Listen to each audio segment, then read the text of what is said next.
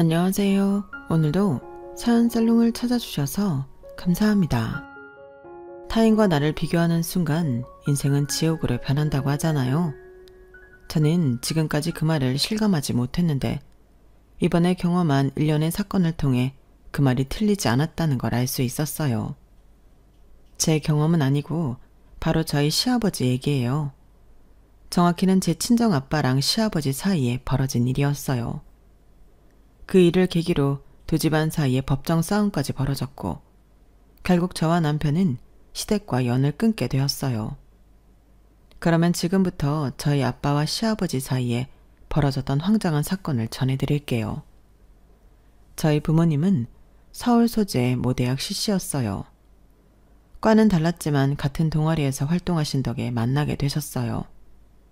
당시 군 제대 후 복학생이었던 아빠는 신입생이던 엄마를 보고 한눈에 반하셨고 주변에 얼쩡대는 남학생들을 모두 차단한 채 엄마를 사로잡는 데 성공하셨어요. 저희 엄마가 남학생들한테 인기가 많은 편이라서 아빠가 엄청 공을 들였다고 했어요. 두 분은 5년간의 연애 끝에 결혼을 하셨고 엄마는 결혼 후 전업주부로 살게 되셨어요. 생활이 넉넉해서 그랬던 건 아니고 결혼 당시 저희 할머니께서 건강이 안 좋으셨는데 마땅히 간병을 할 사람이 없어서 엄마가 직장을 그만두시고 시어머니 병수발을 해야 했거든요.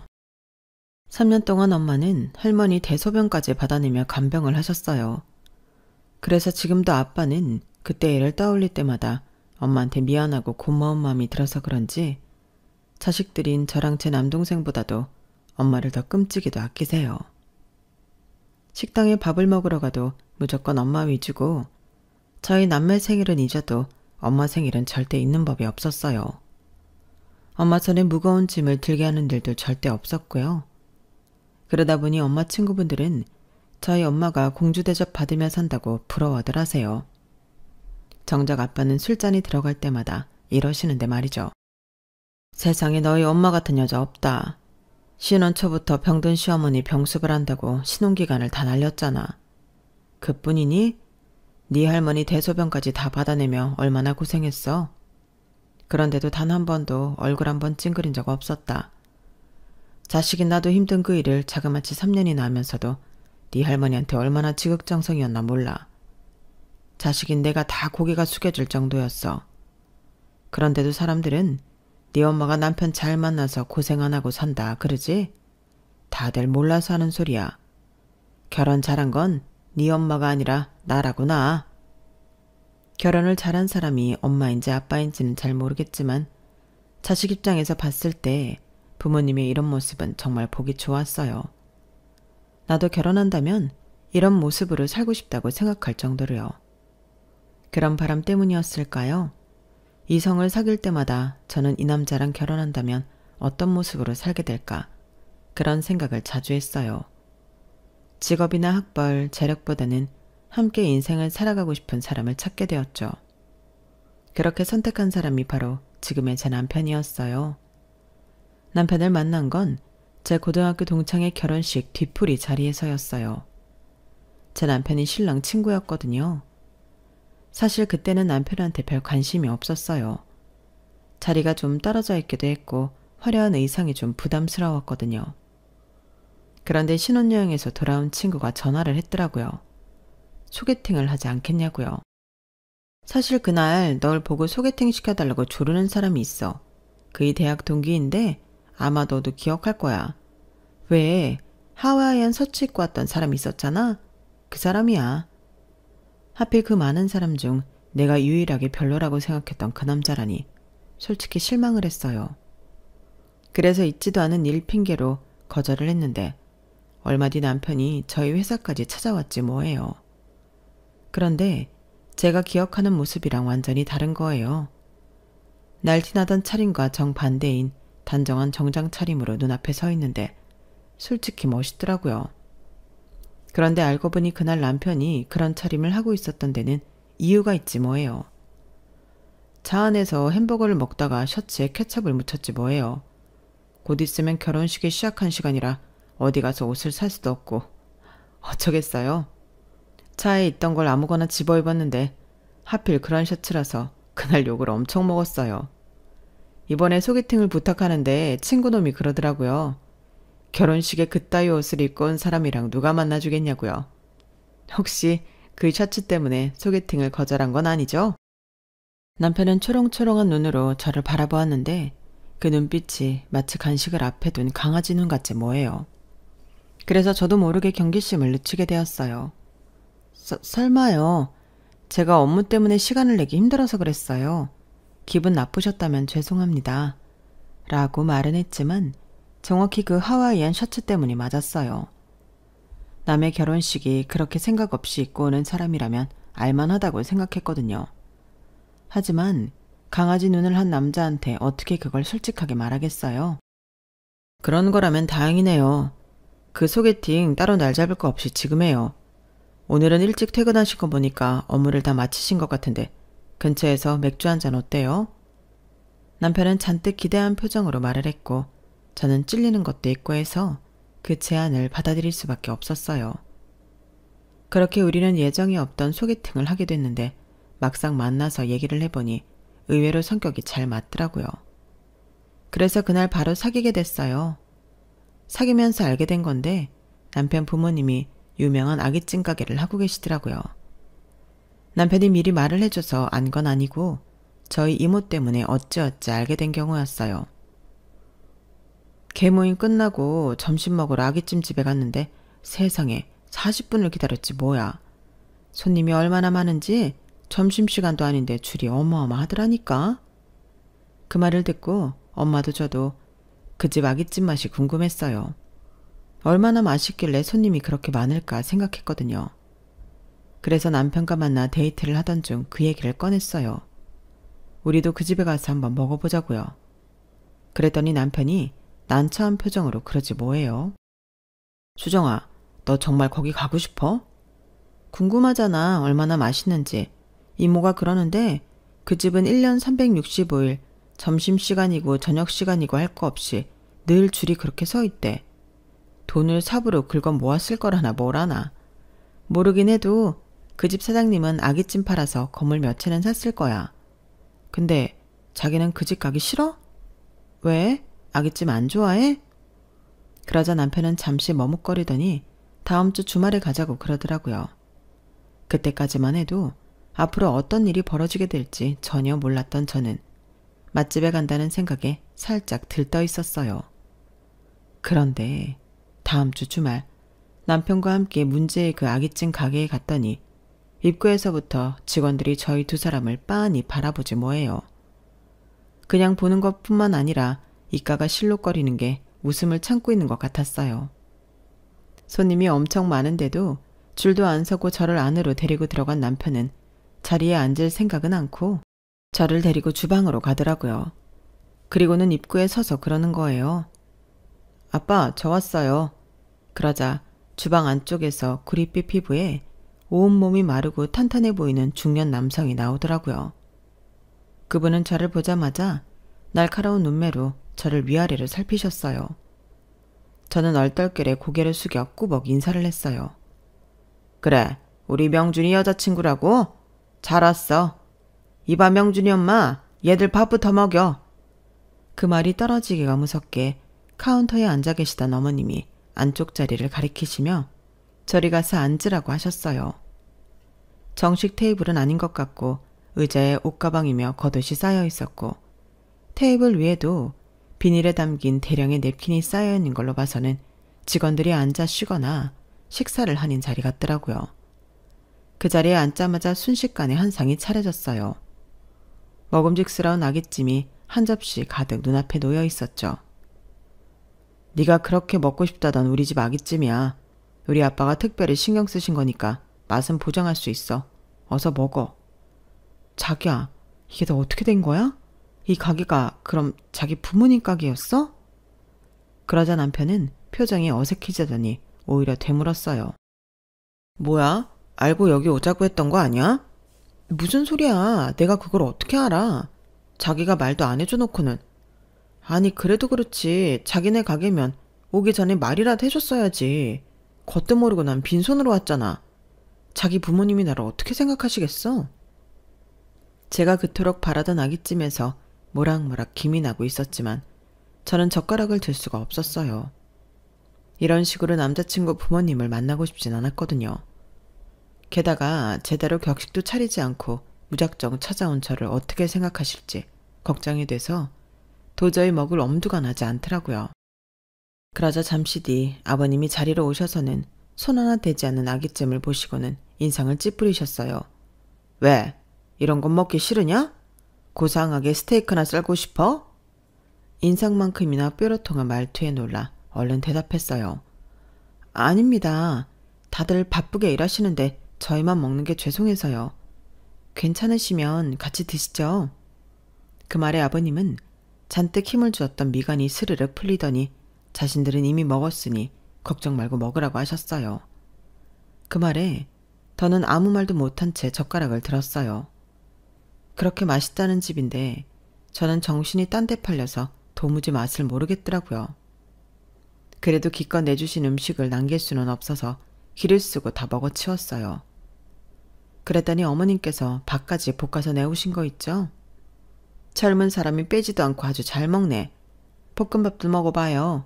이게 우리 집 별미야. 이거 안 먹으면 우리 집 아기찜 먹었다고 할 수 없지.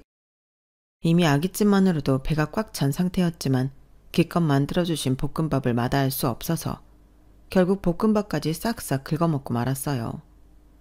그 덕에 아버님 어머님은 무척이나 흡족해 하셨지만 그날 저는 된통 체해서 집에 오자마자 손도 따고 소화제까지 먹어야 했어요. 나중에 남편이 그러는데 그때 남편은 일부러 저를 시험하려고 했던 거라더군요. 제가 자기 집 돈을 보고 달려든 줄 알고 일부러 제대로 된 자리도 아닌 직원들이 앉아 쉬는 자리에 앉히고 밥을 먹는 내내 제 표정을 살폈다고요. 그런데 아무리 봐도 제가 알고 자기 부모님 가게에 가자고 한 게 아닌 것 같아서 미안했다고요. 결국 그날 저는 2가지 시험에 통과한 셈이었어요. 첫 번째는 남편의 시험이었고 2번째는 시부모님의 시험이었어요. 사실 저희 아버님은 평소 자격지심이 있는 분이신데 특히 학벌에 대해서 그러셨어요. 아들을 통해 제가 어느 대학을 나오고 부모님이 무슨 일을 하시는지 다 들으시고는 제가 내심 불편하셨던가 봐요. 그래서 보자마자 머리부터 발끝까지 살피시곤 일부러 허름한 자리에 앉히셨던 거예요. 그런데 누가 봐도 홀대받는 기분이 들 법한데도 제가 넙죽 인사도 잘하고 당신이 만들어준 음식도 남김없이 잘 먹어치우는 걸 보고는 꽤 흡족하셨대요. 그래서 밥을 먹고 나오는 제 손에 포장한 아기찜 봉투를 쥐어주셨어요. 그리고는 아기찜이 먹고 싶으면 언제든 오라고 하시더군요. 그 말이 빈말이 아니라는 건 그날 아버님 눈빛을 보고 알 수 있었어요. 평생 주변으로부터 무시와 멸시를 당하고 살아오신 아버님은 며느리가 될지 모르는 사람이 자신의 인생이 담긴 아기찜을 좋아해 준 것만으로도 보상받는 기분이 드신 것 같았어요. 처음 배웠을 때 보았던 날카로운 눈빛은 사라지고 부드럽고 따뜻한 시선만 느껴졌거든요. 남편 말에 따르면 아버님은 정말 고생을 많이 하신 분이라고 했어요. 혼자 힘으로 자수성가를 이루신 분으로 그동안 해오신 고생은 이루 말로 다 못한다고 하더군요. 그래서 자기는 살면서 포기하고 싶어질 때면 자기 아버지를 생각한다고 했어요.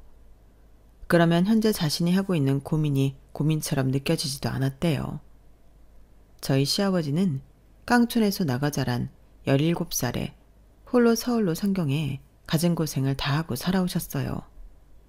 시아버지께서는 입 하나 덜 자는 생각으로 저희 시아버지를 먼 친척집에 보내셨는데 고등학교까지 공부를 시켜주겠다는 약속과 달리 그 집에서는 국민학교를 졸업하자마자 공장에 보내 돈을 벌어오게 시켰어요. 친구들은 학교에 가는데 돈 벌러 공장으로 향해야 하는 시아버지 마음이 오죽했겠어요. 그런데 그런 마음의 상처보다 더 심한 게 있었어요.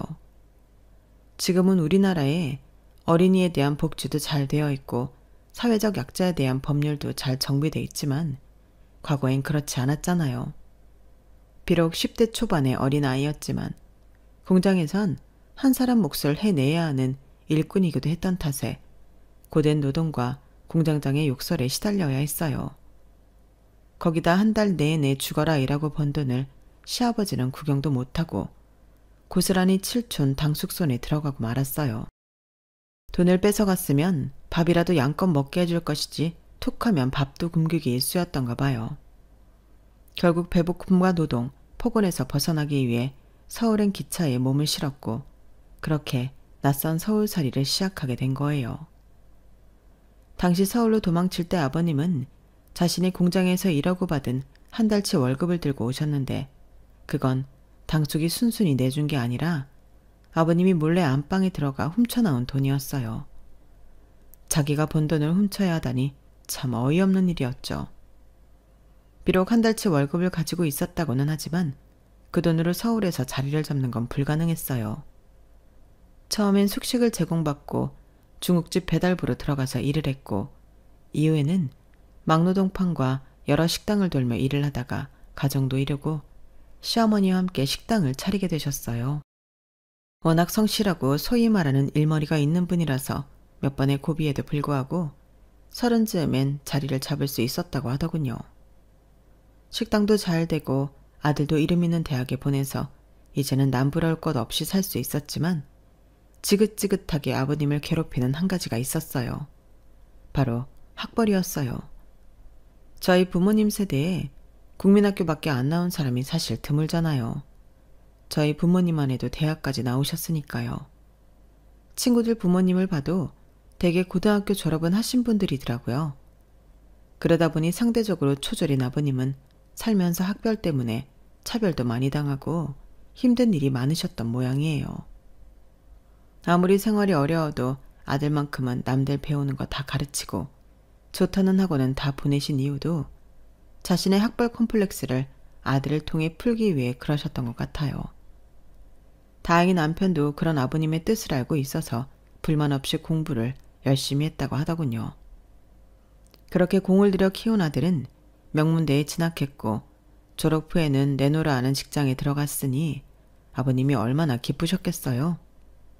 거기다 며느리감이라고 찾아온 저까지 명문대 출신에 유명 은행에 다니고 있어서 아버님은 무척이나 뿌듯해 하셨어요. 처음부터 결혼을 찬성하셨을 정도로 저희 결혼에 누구보다 적극적이셨고요. 처음 아버님 가게에 찾아갔던 날 아버님이 싸주신 아귀찜을 들고 집에 가자 엄마가 무척이나 반기시더라고요. 어머, 여기가 네 이모가 말하던 그 집이지? 손님이 엄청 많아서 포장도 안 해준다고 그러던데 어떻게 사온 거야? 너는 명준이랑 먹고 온 거야? 엄마는 포장을 뜯어 접시에 옮기시면서 쉼없이 질문을 하셨어요. 그러다가 제가 아무런 대답이 없자 이상함을 감지하셨는지 그제야 물으시더라고요. 수정아, 너 밖에서 무슨 일 있었니? 그제야 저는 그날에 있었던 일을 엄마한테 털어놓았어요. 그러자 엄마는 별일 아니라는 듯 전자레인지에 데운 아귀찜을 식탁에 놓으시며 그러셨어요. 난 또 뭐라고? 명준이가 말 안 해줬으니 당연히 모르지. 그렇다고 큰 실수를 한 것도 아닌데 뭐가 걱정이야? 애초에 그런 거 가지고 트집 잡을 사람들 같았으면 명준이 아버지가 이렇게 아귀찜까지 싸주셨겠니? 모르긴 해도 네가 마음에 드셨으니까 이런 것도 챙겨주시고 그런 거지. 남튼 덕분에 소문이 자자한 아귀찜을 집에서 편하게 먹게 생겼네. 여보, 나와서 이것 좀 들어요. 그날 엄마랑 아빠는 저보고 먹어보라는 말도 안 하시고 두 분이 마주 앉아 아귀찜을 맛있게 드셨어요. 그러는 동안 저는 제 방에서 바늘로 손을 떼고 소화제까지 먹어가며 난리를 쳤죠 뭐. 엄마 말대로 아버님은 제가 마음에 드셨는지 이외에도 종종 가게로 저를 불러 아귀찜이며 해물찜까지 다양하게 만들어주셨어요. 물론 저도 매번 받아먹을 수만은 없어서 아버님과 어머님 선물 사다 나르기 시작했는데 그게 참 한두 번이 아니다 보니까 타격이 꽤 크더라고요. 사람 심리가 참 이상한 게 내 부모님한테 드릴 선물은 인터넷 쇼핑을 통해서도 잘만 사면서 예비 시부모님 선물은 그렇게 안 되는 거예요. 뻔히 인터넷 쇼핑몰에서도 파는 제품도 꼭 백화점에 들러서 사게 되지 뭐예요. 그러니 월급이 나만 나겠어요. 그래서 엄마 생신 선물을 조금 저렴한 걸로 사드렸더니 엄마가 대뜸 그러시더라고요. 이래서 딸 자식 키워봐야 소용없다고 그러는 거야. 시무보 될 사람한테는 립스틱 하나도 백화점에 가서 사다 주고 그러더니 지 엄마 생일엔 꼴랑 선수건이 뭐야. 여보, 내가 딸 자식 잘못 키웠나 봐. 어떻게 내 딸이 나한테 이럴 수가 있어? 그러자 아빠까지 나서서 엄마 편을 드시는 거예요. 괘씸한 딸내미 내버려두고 말 잘 듣는 남편이랑 여행이나 갑시다. 내가 아주 공항 입구부터 레드카펫을 쫙 깔아줄 테니까. 그리고 수정이 너 사람이 그러면 안 되는 거야. 아빠한테는 그럴 수 있어. 그래도 엄마를 그렇게 홀대하면 안 되지. 내가 너 하는 거 잘 지켜보고 있다는 것만 알아도. 아빠는 말은 그렇게 하셨지만 저희가 결혼할 때 누구보다 많이 도와주셨어요. 그리고 이건 조금 다른 의미이기는 한데 제가 결혼할 때 아빠가 많은 부분을 참아주셨어요. 정확하게는 아버님 때문에 사소한 문제들이 빈번하게 일어났고 그때마다 저희 아빠가 양보를 해주셨거든요. 그중 하나가 상견례였어요. 아버님 가게가 워낙 대박집이다 보니 가게를 비우고 나오시는 게 쉽지 않았어요. 직원들은 휴무일이 있지만 저희 시부모님은 쉬는 날도 없이 일을 하셨거든요. 남편 입학식이나 졸업식 때도 두 분 중 한 분만 참석을 하실 정도였으니까요. 그래서 상견례를 어떻게 해야 하나 고민이 많았는데요.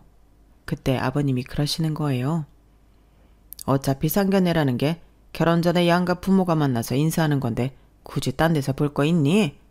그냥 우리 가게에서 하는 걸로 해라. 안쪽에 있는 룸에서 하면 조용하니 얘기하기도 편하잖니. 그렇게 알고 부모님께 말씀드려. 일방적인 아버님 결정에 황당했지만 상황이 상황이지라 부모님께 전해드렸어요. 그랬더니 엄마는 저만큼이나 황당해 하셨어요. 세상에 상견례를 그런 식으로 하는 게 어딨냐고 자존심 상한다고 말이죠. 그러자 아빠가 엄마를 달래시더라고요. 자식 결혼식에 자존심은 세워서 뭐 하겠어? 일부러 그러는 것도 아니고 사정이 그러니까 어쩔 수 없는 거지. 그냥 애들 마음 편하게 우리가 양보합시다. 결국 그렇게 해서 아버님 가게에서 상견례를 하게 됐어요. 결혼식 날짜랑 장소, 신혼집 문제는 미리 정리가 끝난 상태여서 딱히 문제가 될 건 없었어요. 그런데 얘기가 끝나고 감자탕으로 식사를 한 뒤 자리에서 막 일어났는데 실랑이가 생긴 거예요. 카운터 앞에서 남편이 아버님한테 뭐라고 그러더라고요. 가까이 가서 들어보니 아버님이 감자탕 값을 받아야겠다고 하셨나 봐요. 남편은 우리 때문에 일부러 여기까지 와주신 건데 그 돈을 꼭 받아야 하느냐고 따지더라고요. 야 이놈아, 한창 바쁜 시간에 룸에 손님도 못 받고 꼴랑 뼈찜 하나랑 감자탕 대짜 하나 팔았는데 내 손해가 얼만 줄이나 알아? 그리고 상견례는 원래 여자 쪽에서 돈 내는 거 아니냐? 한정식에 가고 식대로 3, 40은 나올 판에 꼴랑 돈 10만 원 받는 거 가지고 뭐라 하면 안 되지. 알았어요. 그럼 그 돈 제가 드릴게요. 이게 무슨 말도 안 되는 소리야. 그 돈을 왜 네가 내? 내 새끼 돈은 내 돈 아니냐? 아버님은 끝까지 저희 부모님한테 받아내겠다고 고집을 부리셨고 때마침 룸에서 나오시던 아빠는 아버님께 조용히 안주머니에서 돈 봉투를 꺼내셨어요. 사돈 덕분에 소문난 맛집에서 룸까지 차지하고 호사를 누렸습니다. 약소하지만 받아주세요. 아빠가 처음부터 돈을 내려고 준비해 오셨다는 걸 알고는 그제야 아버님은 미소를 보이셨어요. 그리고는 그 자리에서 바로 돈 봉투를 열어 액수를 확인하시더군요. 그 모습에 저희 부모님을 비롯해 저희 부부 그리고 시어머니까지 놀라지 않을 수 없었어요. 아무렇지도 않은 건 오직 아버님 뿐이었죠. 돈은 원래 보는 앞에서 확인하라고 하지 않습니까? 그러자 아빠는 분위기를 부드럽게 만드시려고 일부러 맞장구를 쳐주셨어요. 네, 그렇습니다. 상견례 장소부터 마지막 순간까지 그날 아버님의 경악스러운 행동에 저는 쥐구멍이라도 숨고 싶은 심정이었어요. 부모님 보기가 너무 창피해서요. 아니나 다를까 집으로 가는 차 안에서 엄마는 내내 한숨을 쉬셨어요. 아, 세상에 어쩜 그런 사람이 다 있대? 하나를 보면 열을 한다고? 앞으로도 이런 일을 당하고 살아야 할 거 아니야. 아, 머리야. 내가 자식이 너 하나니 망정이지 둘만 됐어도 난 병원에 실려갔을 거다. 그날 엄마는 집에 와서도 내내 불만을 터뜨리시며 화를 내셨고, 반면에 아빠는 그런 엄마를 달래시기만 할 뿐 오늘 일에 대한 말은 한마디도 안 하셨어요. 다음날 남편이 집에 찾아와 저희 부모님께 사과를 했고, 그렇게 문제의 상견례는 마무리가 지어졌어요. 이후에 벌어진 결혼식장 술판 사건도 있긴 하지만 그건 자식 혼사를 치르고 기뻐서 아버님이 과음을 하시면서 벌어진 일이니 그냥 넘어갈게요. 진짜 문제는 지금부터니까요. 저희가 결혼을 하고 4년 뒤 아빠는 퇴직을 하셨어요. 정년퇴직은 아니었고 희망퇴직 명단에 오르시는 바람에 예상보다 몇 년 앞당겨 퇴사를 하게 되신 거예요. 노후자금도 이미 만들어 놓은 상황이고 퇴직금도 꽤 되기 때문에 엄마랑 두 분이서 여행이나 다니시며 남은 인생을 즐기시겠다고 하시더라고요. 이제 두돌이 지난 저희 딸도 봐주신다고 해서 저는 아빠의 퇴직을 반길 수밖에 없었어요. 그런데 주말에 시댁에 가서 이 소식을 전했더니 아버님이 대뜸 그러시는 거예요. 야, 팔자 좋다. 배운 사람들은 인생 참 편하게 살아. 일주일에 고작 5일이라면서 아니 그것도 하루 종일 하는 것도 아니고 꼴랑 8시간이라고선 뭐가 힘들다고 벌써 일을 그만두고 놀 생각을 해? 나처럼 못 배운 놈들은 이 나이가 되도록 뼈 마디마디가 끊어져라 일을 하는데 이러니 나라 꼴이 제대로 돌아가겠냐고. 아버님의 갑작스런 급발진에 저는 아버님 눈치를 보느라 가시방석에 앉은 기분이었어요. 그러자 남편이 나서서 상황을 정리했어요. 물론 그 과정에서 아버님과 언쟁을 벌이기는 했지만요. 그런데 그 일이 있고 얼마 뒤 엄마가 전화를 했더라고요. 뭐? 아버님이 가게를 인수하라고 그랬다고? 그래, 이제 돈은 벌 만큼 벌었다고 우리더러 가게를 해보라고 그러시더라. 재료 납품처부터 레시피, 식당 직원들까지 그대로 넘기시겠다고 그러시는데 네 생각은 어떠니? 아니 아무리 그래도 그렇지. 엄마랑 아빠가 해보지도 않은 가게를 어떻게 하려고.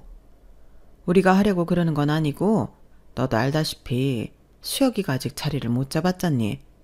미술한다고 유학까지 다녀와서는 아직 집 밥벌이도 못하고 사는데 저래서야 결혼은 하겠니? 그래서 차라리 이번 기회에 그 집을 맡아 하면 어떨까 하는 거지. 이미 맛집으로 소문난 집이니까 지만 제대로 정신 차리고 하면 어느 정도 매출은 나올 거 아니니. 반백수 상태인 아들이 걱정됐던 부모님은 노후자금과 퇴직금 받은 걸 투자해 시아버지 가게를 인수할 생각이셨어요. 그런데 얼마 전까지만 해도 저희 아빠가 퇴직하신다는 말에 그렇게 역정을 내시던 분이 갑자기 가게를 팔겠다고 하시니까 좀 꺼림칙하더라고요. 그래서 남편한테 좀 알아보라고 했더니 진짜 가게를 그만두실 생각을 하고 계신다는 거예요. 하긴 아버지도 그동안 일만 하시느라 고생하셨는데 이젠 좀 쉬셔도 되지.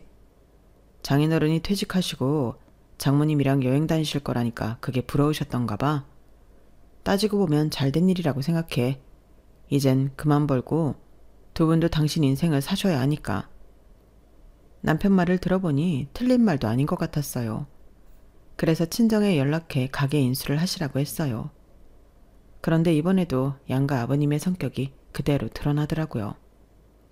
저희 아빠는 뭔가 일을 시작하기 전에 사전 준비를 확실히 하고 문서를 꼼꼼히 살핀 지 2장을 찍는 반면에 아버님은 모든 걸 구두로 약속하시고 번갯불에 콩 구워 먹듯 일을 마무리 지으려고 하셨거든요. 보다 못한 아빠는 직접 노트북 앞에 앉아 아버님과의 계약 조건을 문서화하셨고 변호사까지 공증을 받으셨어요. 오랜 시간 대기업에 다니시면서 계약을 하는데 문서가 얼마나 중요한지 수없이 경험하셨던지라 문서 작업에 시간과 자금을 투자하는데 아낌이 없으셨어요. 그렇게 양가 아버님은 계약서에 도장을 찍으셨고 제 동생이 직접 가게 일을 맡아 하게 되었어요. 홀이며 주방까지 원래 있던 직원들이 다 남아있어서 딱히 힘들 건 없었지만 그래도 자기가 평소 하던 일이 아니라서 그런지 동생은 퇴근해서 돌아오면 실신한 사람처럼 잠이 들곤 했어요. 아빠가 가게를 인수한 뒤에도 여전히 매출은 높았고 그래서 동생은 아빠한테 빌린 돈을 금방 갚을 수 있겠다고 신나했어요. 그런데 3개월쯤 지난 시점부터 가게 매출이 줄기 시작한 거예요. 서서히 줄은 것도 아니고 한꺼번에 절반가량이 확 줄어버린 거였죠. 재료가 달라진 것도 아니고 서비스가 변한 것도 아닌데 갑자기 매출이 줄어버리자 부모님도 동생도 어떻게 대응을 해야 할지 몰라 했어요. 그래서 제가 직접 가게로 가보기로 했어요. 회사에서 바로 간 게 아니라 외부 미팅을 마치고 가는 길이라서 평소 다니던 길이 아닌 반대쪽으로 가고 있었는데 글쎄 동생네 가게랑 똑같은 간판을 단 집이 보이지 뭐예요. 새로 생긴 가게인지 간판도 깨끗하고 심지어 입구에 개업 때 받은 화환도 몇 개 남아있더라고요. 그런데 그 가게 앞에 줄이 길게 늘어서 있는 거예요. 신생 가게치고 이렇게 금방 손님을 끄는 가게가 있나 의아하던 그때 가게 안에서 앞치마를 두른 아버님이 나와 손님들과 인사를 하고 계시더라고요. 정 사장, 왔으면 안으로 들어오지 뭐하러 줄을 서고 있어? 우리가 남인가? 어서 들어와 어서. 이야, 천 사장네 가게는 자리를 옮겨도 여전히 대박이네. 전에 있던 건물은 곧 리모델링 들어간다고 빨리 자리 옮겨야 된다고 그러더니 아까 오면서 보니까 여전히 장사하고 있던데? 에이씨, 그러게 말이야. 그래서 일부러 급하게 가게까지 팔고 왔는데 주인놈이 갑자기 쓰러지는 바람에 리모델링을 안 한 게 됐다잖아. 가게를 다시 돌려받을 수도 없고 어쩌겠어? 그냥 아쉬우나마 근처에 다시 차린 거지. 에이, 그 생각만 하면 속에서 천불이 난다니까. 그런데 이렇게 가까운 데다 가게를 차려도 돼? 이것도 문제 삼자면 문제 삼을 수 있을 텐데. 됐어. 사돈지간에 지들이 뭘 어쩔 건데. 그리고 바깥 사돈이 책상 앞에서 펜대만 굴리던 놈이라 장사 쪽에는 무지렁이야. 내가 그렇다면 그런 건 줄 안다니까. 지가 대학만 나오면 뭐해? 국민학교밖에 안 나온 내 말 한마디면 꾸벅하는걸. 조만간 상황 봐서 주방이랑 홀애들도 다 빼올 생각이야. 그러면 지들이 별 수 있어? 다시 인수해가라고 할 수밖에. 그때 생각해주는 척하면서 윗돈 얹어서 가게 찾아오면 돼. 그것들은 다 내 손바닥 안에 있다니까. 아버님은 사람들 앞에서 대놓고 자기가 벌인 더러운 짓들을 실토한 셈이었어요. 그걸 제가 지켜보고 있다는 건 까맣게 모른 채 말이죠. 그 모습을 보는데 피가 거꾸로 솟는 기분이었어요. 지금까지 우리 아빠가 몰라서 봐준 것도 아니고 사돈이니까 사위 얼굴 봐서 물러서 줬던 건데 그걸 어쩌면 이렇게 이용할 수가 있는 건지 남도 이렇게는 안 할 거예요. 그날 아버님이 했던 말은 제 차에 달린 블랙박스에 고스란히 녹음이 되었고 저는 그걸 아빠와 동생한테 보여주었어요. 뒤늦게 가게로 찾아온 남편은 저희 아빠한테 죄송하다고 자기가 아버님을 만나 피해 보상을 하겠다고 했지만 아빠가 딱 잘라 거절하셨어요. 그리고는 이 한마디만 하셨죠. 이번 일로 니들이 갈라선다고 하면 반대할 생각은 없다. 그리고 자네를 탓할 생각도 없어. 나는 이 일을 법적으로 해결할 생각이야. 그러니 내일에 방해만 마. 방해를 한다 해도 결과는 달라지지 않겠지만. 아빠는 그렇게 말씀을 하시고는 평소 잘 알고 지내는 변호사를 찾아갔어요. 그리고는 얼마 뒤 아버님이 솥장을 들고 저희 가게로 달려오셨더라고요. 그날은 마침 제가 우리 딸을 엄마한테 맡기려고 가게에 온 참이어서 그 상황을 목격할 수 있었어요. 소송? 아니, 사돈지간에 소송을 걸어? 이봐요 사돈, 이거 설명 좀 해보시구랴. 아니 내가 무슨 사기를 쳤다고 나한테 이럽니까? 내가 뭘 잘못했냐고? 그러자 아빠는 아버님을 데리고 밖으로 나와 조곤조곤 설명하셨어요. 뭘 잘못했냐고요? 사돈은 계약서에 명시된 대로 우리한테서 영업권리금을 다 받지 않았습니까? 그래놓고 인근에 같은 간판을 건 동종업체를 오픈했고요. 이건 상법 41조에 명시된 영업양도인의 겸업금지 조항을 위반한 겁니다. 10년 동안 동일한 시나 군에서는 동종영업을 할 수 없다는 거 몰랐습니까? 그 말에 아버님은 뭔 소리를 하는지 모르겠다며 다짜고짜 화부터 내셨어요. 그러자 아빠는 피식 웃으며 말씀하셨죠. 리모델링 들어갈 건물이라는 것도 속이고 시세보다 더 높은 권리금까지 챙기실 땐 말귀도 잘 알아들으시더니 정작 자기 잘못을 따지는 순간엔 못 알아듣겠다고 하면 내가 네 알겠습니다 할 줄 알았습니까? 사돈이 못 알아듣는다고 하니 별 수 없군요. 돈도 꽤 있으시니 일단 변호사부터 선임하세요. 자세한 다툼은 양쪽 변호사들끼리 법정에서 할 테니까. 아, 그리고 앞으로는 내 딸은 물론 손녀도 사돈집에 발 못 들이게 할 생각입니다. 천서방도 본과 연을 끊겠다고 했지만 같은 부모로서 그렇게까지 하게 할 수 있나요?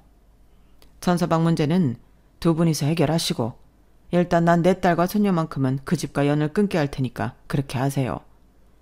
영업 중이라 멀리 못 나갑니다. 안녕히 가세요. 결국 아버님은 자기 꾀에 자기가 넘어가고 말았어요. 아버님의 새 가게는 결국 문을 닫게 되었고 이 과정에서 돈도 엄청 날리게 되셨어요. 법정 싸움에서 패소하는 바람에 저희 쪽 변호사비까지 떠맡게 되었고 건물 리모델링 사실을 비밀로 하고 계약을 진행한 건에 대해서도 위자료를 물게 되었거든요. 이 사건으로 인해 저희 부부는 시댁의 발길을 끊고 살고 있어요. 시부모님은 이번 일이 있고 난 뒤 경기도로 가셔서 영업을 새로 여셨다고 하는데 생각만큼 장사가 잘 되지는 않는 모양이었어요. 당신한테 주어진 운을 다 쓰신 건지 아니면 악행을 저질러서 벌을 받는 건지는 모르겠지만요. 반면에 저희 아빠는 말년에 돈방석에 앉게 되셨지 뭐예요. 황금을 낳는 닭을 손에 넣게 된 셈이니까요. 아무튼 여기까지가 양가 아버지들 간에 벌어졌던 싸움의 전말이었습니다. 아버님이 욕심만 내지 않았다면 양쪽 모두 행복한 결말을 맞을 수 있었을 텐데 참 안타까울 뿐이네요. 지금까지 제 사연을 들어주셔서 감사합니다. 가족과 매일매일 행복하시길 바랍니다. 여러분, 사연 댓글에 응원과 현명한 조언 부탁드려요. 좋아요, 구독은 저에게 큰 힘이 됩니다. 오늘도 좋은 일 가득하세요.